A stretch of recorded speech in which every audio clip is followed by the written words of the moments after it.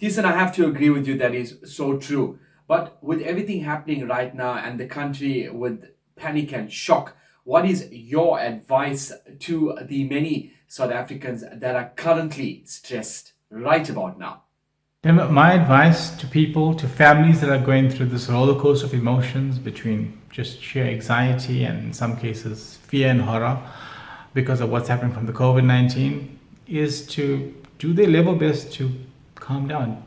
Just take stock of where you are and calm down. It may seem a bit unrealistic, but idealistic, but it doesn't serve you or your family or even help your problems by losing and stressing uncontrollably. You're likely just to put your physical health at risk, which will only add to your problems.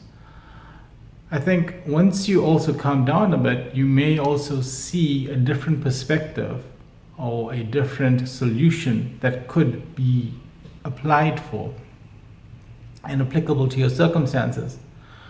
Once you do, you must immediately speak to a competent attorney. Google is fantastic for giving you some insight, some direction about where and what you can look into through and with your attorney.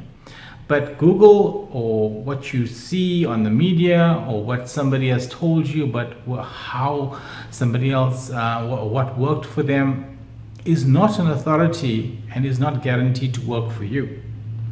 Your family, your livelihood, your future warrants you speaking to a competent attorney to get advice that is specific to your needs and how you can best advance through this challenge that you're experiencing. There are so many transgressions, let me just say that are currently happening which ought not to happen. For example, you have unscrupulous landlords that are evicting people because they can't pay or disconnecting the electricity. You have unfair dismissals that are just arbitrary and just insults our very judicial system. There's a whole series and host of problems that are currently happening in that should not be. And for these things, there could be a solution for you. So it's very important that you take stock, that you get assistance on what is best for you going forward.